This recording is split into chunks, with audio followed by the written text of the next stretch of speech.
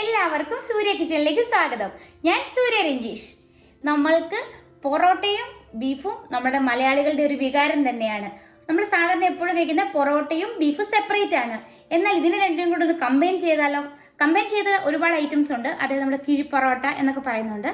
പക്ഷേ ഞാൻ ഇന്നൊരു കൊത്തു പൊറോട്ടയാണ് ഉണ്ടാക്കി കാണിക്കാൻ പോകുന്നത്. കൊത്തു പൊറോട്ട എന്ന് പറഞ്ഞാൽ നമ്മുടെ നാട്ടിലൊക്കെ ഇപ്പം തട്ടുകടകളിലൊക്കെ അവൈലബിൾ ആണെന്ന് തോന്നുന്നു. എനിക്ക് അത്ര ഉറപ്പില്ല. നമ്മൾ കേട്ടിട്ടുള്ള എല്ലാം പൊറോട്ടയും ബീഫും തന്നെയാണ്.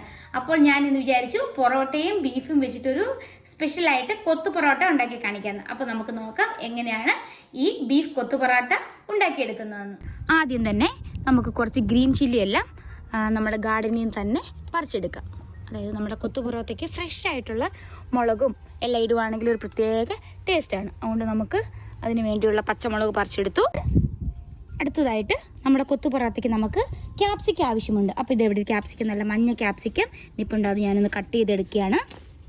അതുകൂടാതെ നമുക്കൊരു പച്ചയും ആവശ്യമുണ്ട്. അതുകൊണ്ട് ഞാൻ ഇവിടുന്ന് ഒരു പച്ചയും കൂടെ കട്ട് ചെയ്യുകയാണ്. നമുക്ക് ആവശ്യമുള്ള ക്യാപ്സിക്കം കിട്ടി. അടുത്തതായിട്ട് നമുക്കൊരു കറിവേപ്പിൻ്റെ ഇല വേണം. പക്ഷെ ഞാൻ സാധാരണ മോളിൽ നിന്ന് ഇങ്ങനെ ഓടിച്ചെടുക്കുകയാണ്. പക്ഷേ ഇപ്പോൾ ഞാൻ ഓടിച്ചെടുത്തിട്ട് പുതിയ തളിര് വന്നിട്ടേ ഉള്ളൂ. അതുകൊണ്ട് ഞാൻ താഴെ നിന്നൊരു മൂത്തത് നോക്കി ഒരെണ്ണം നമ്മളുടെ കറിക്ക് വേണ്ടി മാത്രം, കറിക്കല്ല നമ്മളുടെ കൊത്തുപൊറോട്ടയ്ക്ക് വേണ്ടി മാത്രം ഒടിച്ചെടുത്തേക്കാണ്. ആദ്യം തന്നെ ബീഫ് കൊത്തുപൊറോട്ടയ്ക്ക് എന്തൊക്കെയാണ് ഇൻഗ്രീഡിയൻസ് എന്ന് നമുക്ക് നോക്കാം. ഞാനിവിടെ ഒരു അരമുറി സവോള എടുത്ത് വെച്ചിട്ടുണ്ട്. അതിലേക്ക് ഒരു 3 പച്ചമുളകും അരിഞ്ഞിട്ടിട്ടുണ്ട്. ഒരു ചെറിയ തക്കാളി എടുത്തിട്ടുണ്ട്. ഒരു 1/4 ടീസ്പൂൺ ജിഞ്ചർ ഗാർലിക് പേസ്റ്റ് എടുത്തിട്ടുണ്ട്. കറിവേപ്പില, പച്ചയും മഞ്ഞയും കളറുള്ള ക്യാപ്സിക്കം എടുത്തിട്ടുണ്ട്.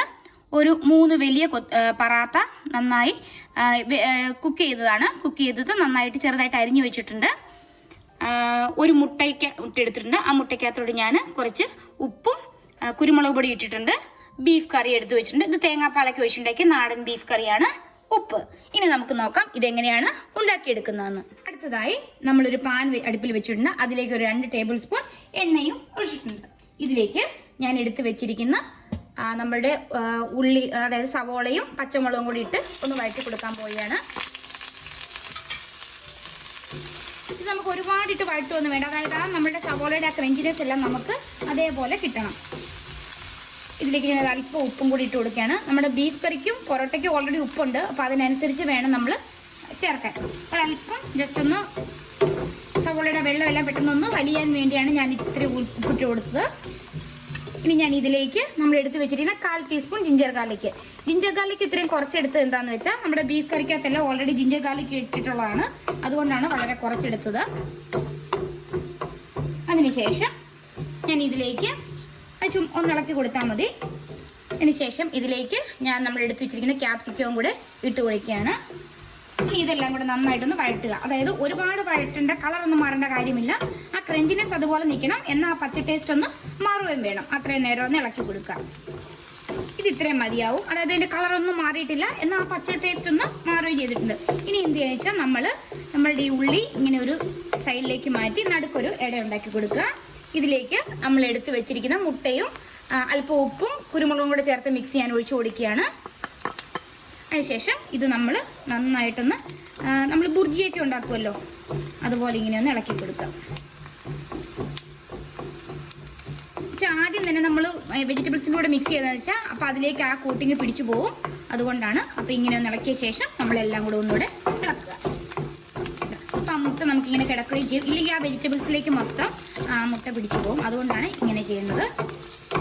ഇപ്പോൾ നമ്മുടെ മുട്ടയും അതിൻ്റെ കൂടെ കിടന്ന് റെഡി ആയിട്ടുണ്ട്. ഈ സമയം ഞാൻ ഇതിലേക്ക് നമ്മൾ എടുത്ത് വെച്ചിരിക്കുന്ന ഒരു തക്കാളി. ഈ തക്കാളി ഒന്നും വഴറ്റേണ്ട ആവശ്യമില്ല. ജസ്റ്റ് ഒന്ന് ഇളക്കി കൊടുത്താൽ മതി. ആ തക്കാളിയുടെ ആ പുളിപ്പ്, ആ ക്രഞ്ചിനെസ് എല്ലാം അതേപോലെ നിൽക്കണം എപ്പോഴും നമ്മുടെ കൊത്തു പൊറോട്ടയ്ക്ക്. അതിനുശേഷം ഞാൻ ഇതിലേക്ക് എടുത്ത് വെച്ചിരിക്കുന്ന കറിവേപ്പില അതൊന്ന് ജസ്റ്റ് നടുവേന്ന് മുറിച്ചിട്ട് കൊടുക്കുക. എപ്പോഴും പറയുന്ന പോലെ തന്നെ മുറിച്ചിട്ട് കൊടുത്തു കഴിഞ്ഞാൽ നമ്മുടെ കറിവേപ്പിലയുടെ ഫ്ലേവർ നന്നായിട്ട് നമ്മുടെ കറിയിലോട്ടും എല്ലാം പിടിക്കും. അതുകൊണ്ട് എപ്പോഴും ഞാൻ ഇങ്ങനെ മുറിച്ചിട്ടാണ് കൊടുക്കുന്നത്. ഇതിപ്പോൾ ഇവിടെ റെഡി ആയിട്ടുണ്ട്. ഈ സമയം ഞാൻ ഇതിലേക്ക് നമ്മൾ എടുത്ത് വെച്ചിരിക്കുന്ന നമ്മുടെ പറാട്ട അല്ലെങ്കിൽ നമ്മളുടെ പൊറോട്ട ഇട്ട് കൊടുക്കുകയാണ്. അതിനുശേഷം ഇതൊരു മീഡിയം ഫ്ലെയിമിലാണ് ചെയ്യേണ്ടത്. നന്നായിട്ട് നമ്മളുടെ വെജിറ്റബിൾസുമായിട്ടൊന്ന് മിക്സ് ചെയ്യുക. ഇപ്പം നമ്മളുടെ മുട്ടയും പൊറോട്ടയും വെജിറ്റബിൾസ് എല്ലാം കൂടെ നന്നായിട്ട് മിക്സ് ആയിട്ടുണ്ട്. ഈ സമയം നമ്മൾ ഇതിലേക്ക് കുറേശ്ശെ ബീഫും അതിൻ്റെ ഗ്രേവിയും കൂടെ ഒഴിച്ചു കൊടുക്കുകയാണ്. ആദ്യം ഞാൻ കുറച്ച് ഒഴിച്ചു കൊടുക്കുകയാണ്. നമുക്ക് അതിൻ്റെ അതായത് അതൊന്ന് വെറ്റാവണം, അതേപോലെ ഒഴിച്ചു കൊടുക്കണം. ആദ്യം നമുക്ക് കുറച്ചിട്ടൊന്ന് ഇളക്കി കൊടുത്ത് നോക്കാം. അപ്പോൾ കണ്ടോ, നമ്മുടെ ബീഫ് കുറച്ച് ഡാർക്ക് കളറിലായിരിക്കും ഇരിക്കുന്നത്. അപ്പോൾ നമ്മൾ എന്ത് കറിയാണ് ഇതിനകത്തേക്ക് യൂസ് ചെയ്യുന്ന ആ കളർ, ഇപ്പോൾ ചിക്കനൊക്കെ ആണെങ്കിൽ കുറച്ചും കൂടെ റെഡ് കളറിലായിരിക്കും. അപ്പോൾ അതിനനുസരിച്ച് കളർ വ്യത്യാസം വരും. നന്നായിട്ട് ഈ ബീഫ്, ഇതിപ്പോൾ ഞാൻ ഒഴിച്ച കളർ കുറവാണ്, അപ്പോൾ നമ്മൾ എടുത്ത് വെച്ചിരിക്കുന്ന ഈ കറി മൊത്തം നമുക്ക് ഒഴിച്ചു കൊടുക്കാം. നിങ്ങളിപ്പോൾ എന്തുമാത്രം എടുക്കണമെന്നൊന്നും ഒരളവൊന്നുമില്ല. അതായത് നമ്മളുടെ ഇരിക്കുന്ന കറിയുടെ കൺസിസ്റ്റൻസി അനുസരിച്ച് ചിലവരുടെ ഇരിക്കുന്ന തിക്കായിരിക്കും. എൻ്റെ ഇത് കുറച്ച് തിക്കായിട്ടുള്ള ഗ്രേവിയാണ്. അപ്പോൾ നമ്മൾ ഈ പൊറോട്ടയിൽ നന്നായിട്ട് പിടിക്കുന്ന രീതിയിൽ നമ്മൾ എന്തോരം വേണോ അത്രയും ഒഴിച്ചു കൊടുക്കുക. ഇനി നമ്മൾ നന്നായിട്ടൊന്ന് ഇളക്കി മിക്സ് ചെയ്യാം. ഇപ്പം നമ്മുടെ കൊത്തു പൊറാത്ത ഇവിടെ റെഡി ആയിട്ടുണ്ട്. ഇത് ഒരുപാട് നേരം വെച്ചാൽ ഓൾറെഡി നമ്മൾ ബീഫ് കുക്ക് ചെയ്തതാണ്, പൊറോട്ട കുക്ക് ചെയ്തതാണ്, നമ്മൾ സബോള എല്ലാം വഴറ്റിയതുമാണ്. അപ്പം നമ്മുടെ കൊത്തു പൊറാത്ത ഇവിടെ റെഡി ആയിട്ടുണ്ട്. ഈ സമയം ഞാൻ ഇതിലേക്ക് അല്പം കൂടെ ഫ്രഷ് കറിവേപ്പില ഇട്ട് കൊടുക്കുകയാണ്. ഇതാണ് ഇപ്പം നമ്മളുടെ കൊത്തു പൊറാത്ത, അതായത് ബീഫ് കൊത്തു പൊറാത്ത ഇവിടെ റെഡി ആയിട്ടുണ്ട്. വളരെ എളുപ്പമാണല്ലോ ഉണ്ടാക്കാൻ.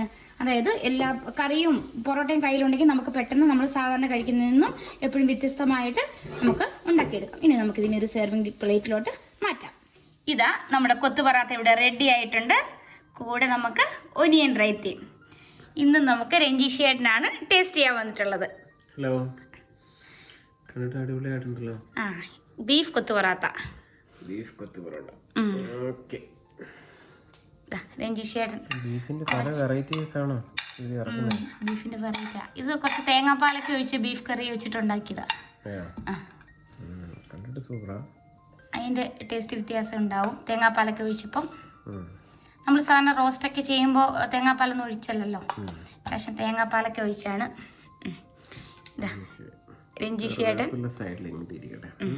കറിവേപ്പിലേക്ക് നമ്മുടെ കറിവേപ്പിൽ നിന്ന് ഫ്രഷ് ആയിട്ട് തന്നെ പറിച്ചിട്ട രഞ്ജീഷ് ചേട്ടൻ കൂട്ടിയെടുക്കുകയാണ്. കുടിച്ചിട്ട് നമുക്ക് സാലഡ് ഇല്ലാണ്ട് ആദ്യം കഴിക്കാം അല്ലേ? എങ്ങനെയുണ്ട് ടേസ്റ്റ് ഒക്കെ? എങ്ങനെയുണ്ട് ടേസ്റ്റ്? നല്ല ടേസ്റ്റ്. നാട്ടിൽ കഴിക്കുന്ന അതേ ടേസ്റ്റ് തന്നെ. ബീഫിന് നാട്ടിൽ കിട്ടാറില്ല.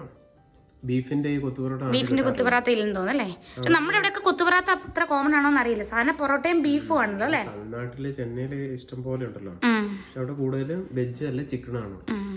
ഏട്ടൻ തന്നെയാ പറഞ്ഞേ, ഏട്ടൻ ഇങ്ങനെ ചെന്നൈയിലൊക്കെ ആയിരുന്നപ്പോ ഇത് കഴിക്കും. അങ്ങനെയാണ് എനിക്ക് ഇങ്ങനെ ഒരു റെസിപ്പി ഉണ്ടെന്ന് ഞാൻ അറിയുന്നേ. അതിന്റെ ക്യാപ്സിക്കം ഒക്കെ കടിക്കാൻ പറ്റുമ്പോഴാ നല്ല ടേസ്റ്റാണ്.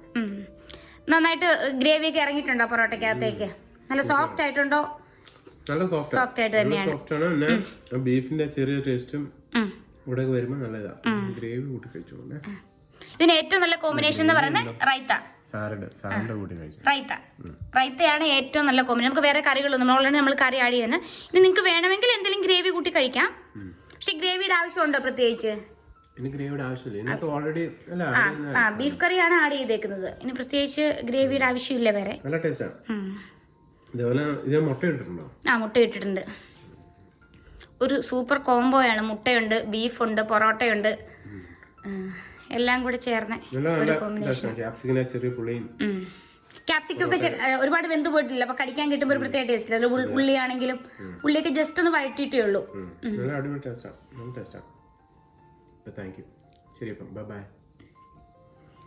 അപ്പോൾ നിങ്ങൾ എല്ലാവരും ഇതുപോലെ ഒന്ന് കൊത്തു പൊറാത്തയൊക്കെ ഉണ്ടാക്കി നോക്കണം. നമ്മൾ എപ്പോഴും കഴിക്കുന്നത് പോലെ അല്ലാതെ പൊറോട്ടയും ബീഫും അല്ലാതെ ഇങ്ങനെയൊക്കെ ഒന്ന് ഉണ്ടാക്കി നോക്കണം കേട്ടോ. അപ്പോൾ എല്ലാവർക്കും ഒരുപാട് നന്ദി. Thank you. Bye bye.